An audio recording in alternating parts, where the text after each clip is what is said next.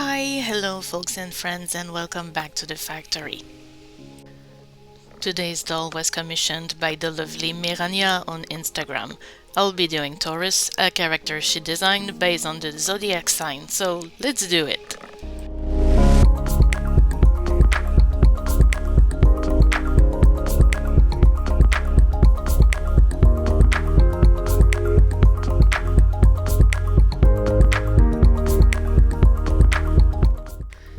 I'm starting with the doll that already has hair. I did that previously as to help me a bit with time because I was running around a little bit a few weeks ago, so my apologies for that. The base is a Monster High Draculaura because I thought a sweet face would suit the cute character very well. After roughly sketching the shape of her eyes, I start the process with my soft pastels. I usually do contour first, but today I want to lay a bit of creams, whites and yellow to shift her pink skin tone to something a bit more realistic, a bit more lifelike. It's more subtle at first, but I still lay the base groundwork for my highlights and shadows at the same time, as long as I can lay pigment on the layer really.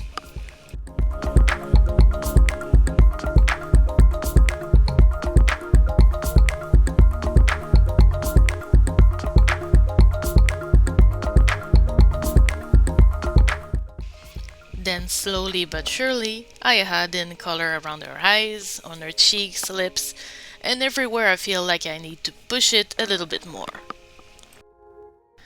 As my client requested her doll to be a little more tan than the reference art, I add a bit more warm tones than I usually do. Sometimes it may look a bit strange and I agree, but I think this is a case for the saying, trust the process.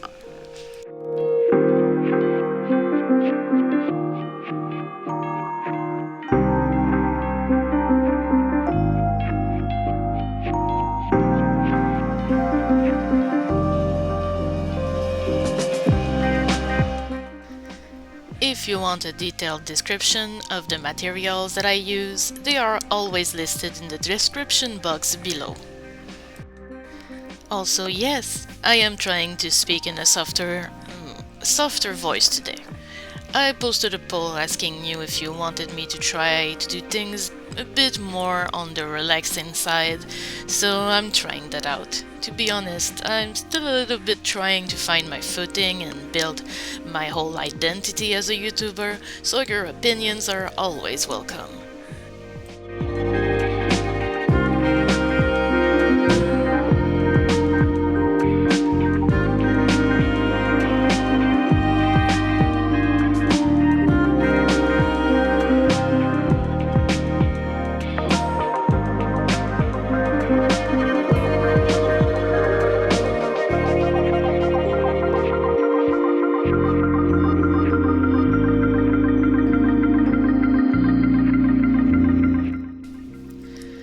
After being satisfied by how the pastel work look, I start adding pigment with the dry watercolor pencils. These, by the way, are brand new, and they are, well, I'll probably butcher that, but Faber, Castell, Albretch, Durer. I could only afford a small box, but they are a great addition to my collection. I can definitely feel that they are giving me more payoff than my Arteza pencil, and Arteza is pretty good too. Pretty good for the price.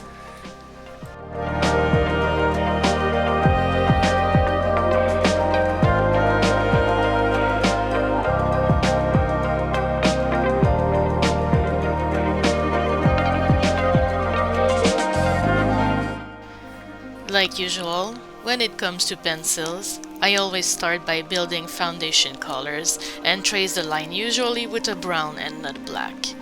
I actually try to hold off the darkest, more unforgiving pigments to the very end, so I don't overuse them and lose a bit of the color building. Also, I work in layers, slowly building intensity, shapes, highlights, and then shadows. I go to spray a new layers of sealant every time that I need to, if I feel like the color stops building or if I want to save my progress. I always start the eyebrows with some pastels and a tiny flat brush. You also see me bust out a small mathematics kit on the side here, and that's because I struggle a lot with symmetry. I'm honestly trying to improve on that level. Also, as a side note, if you feel like the pastels are getting a bit duller as you build pencil, it's normal. The MSC tend to do that if you spray a lot of it on top of something, and by a lot I mean multiple layers. Nothing stops you from retouching some areas though, and actually I do it quite often.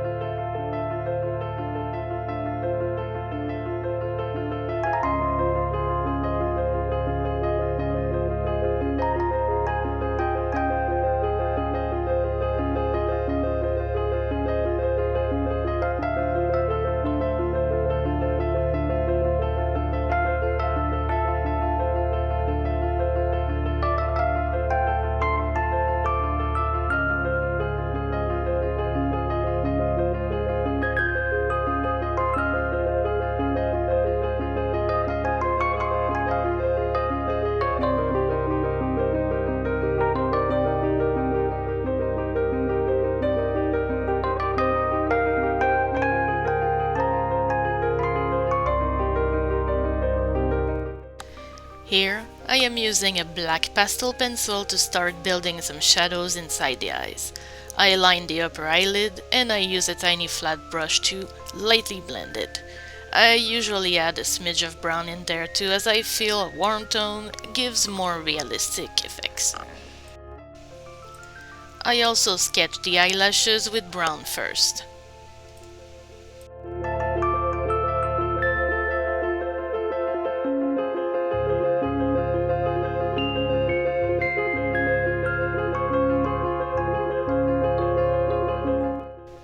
Then, after I'm done with the pencils, I move to paint. I use a tiny brush to start adding the finer details to the doll's face. I use mainly gouache paint for that, and of course, some water. I will usually add details to the eyebrows, eyes, and lips, as well as some texture to the skin if I feel like it. Please kindly overlook the fact that my palette is the definition of chaos itself. I try to look neat and all, but I'm definitely a messy artist. And after years of fighting, I realized that no amount of ungodly willpower is going to permanently change that, sadly. The kid that had paint on their forehead after art class was probably me.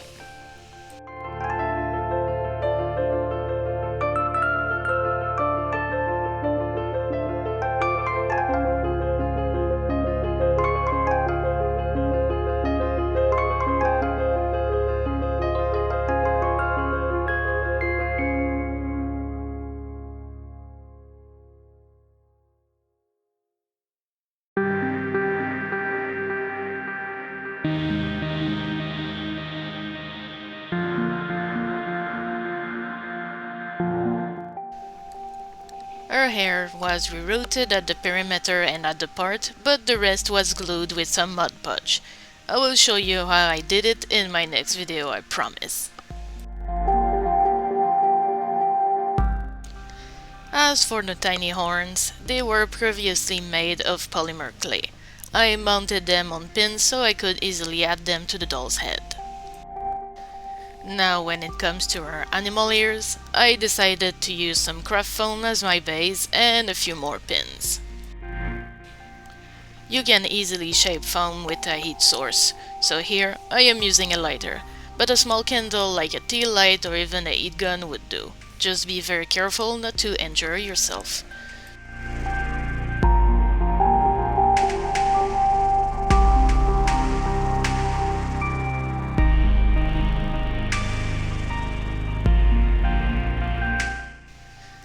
It is not very clear on camera here, but I am actually adding a bit of hot glue on the inside of the hair, just to make sure to lock it in place and of course, to glue the pin inside eventually.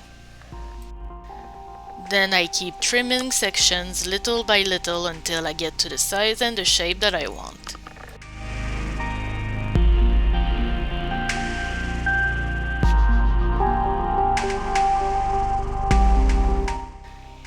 Once I am happy, I give them a coat of paint, using pink for the inside of course.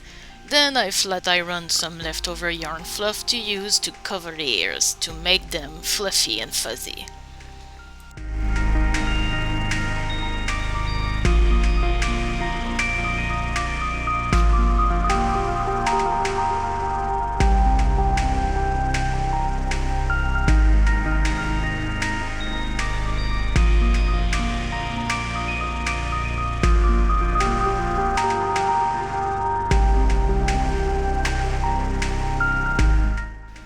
I used some mud podge to glue the yarn to the ears sections by sections.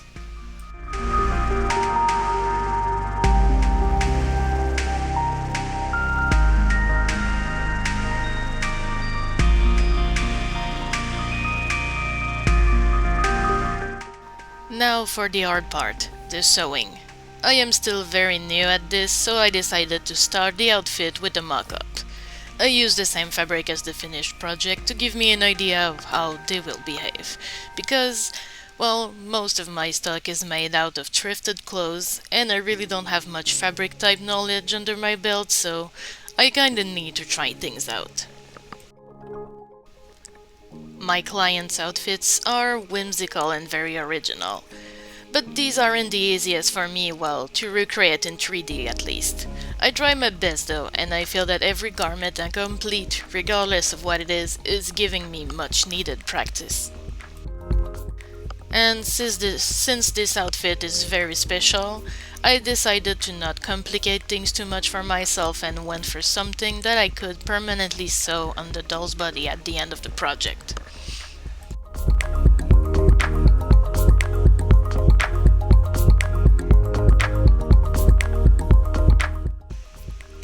I completed the mock-up with the second layer, the green one, and I sent it to MYRRANIA to get her thoughts and critiques.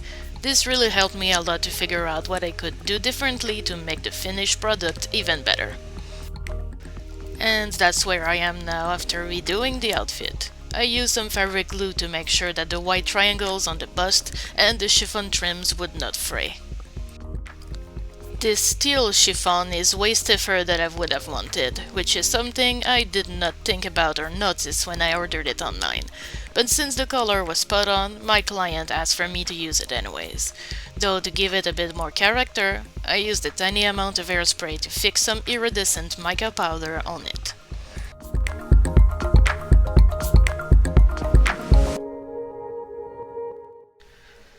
So yeah, this is something I usually prefer to do early on, but I blushed the body after sewing the garment on the doll.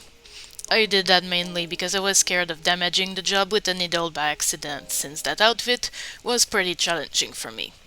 I did my best to mask the fabric using some tape and kitchen plastic, because, well, you don't want them messy on the clothes.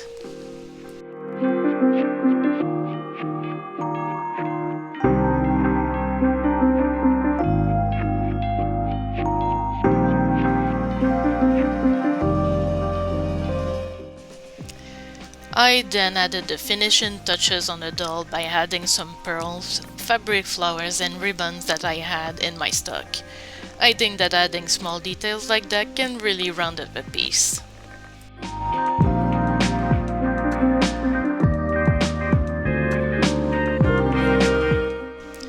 I also stuck a flower in her hair, mainly to hide the elastic holding the braids.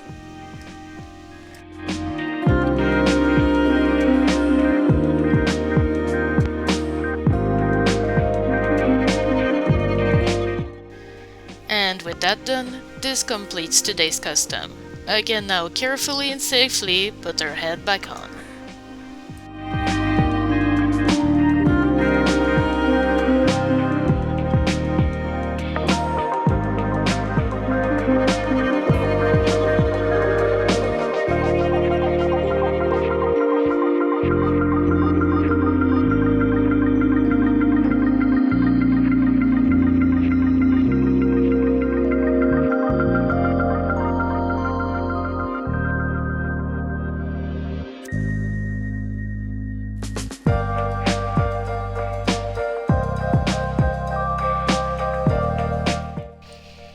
And there she is, the adorable Taurus.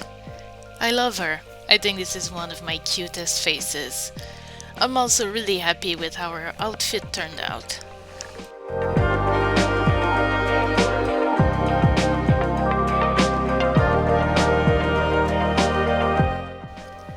That doll is one of a series that I will do for MYRRANIA.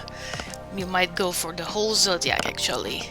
All her artworks on these characters and more are on her Instagram. I highly suggest that you go and give her a follow, she's absolutely amazing. Links in the description box below. But oh, before I forget, she's on TikTok too. And yeah, I think she's even more active on TikTok than Instagram, so yeah, both links below. Go give her a follow, she deserves it.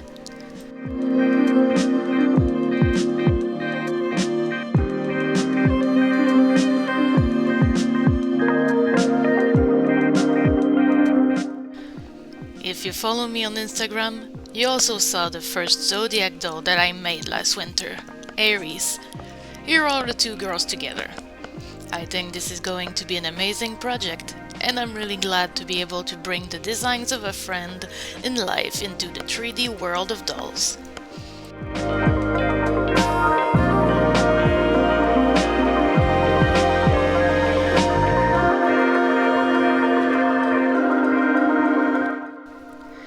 As for you folks, thank you so much for watching this video.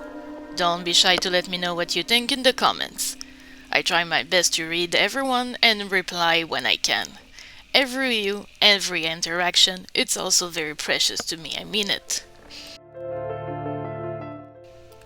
Though now it's time for me to end this video, but before I go folks, please remember, stay safe.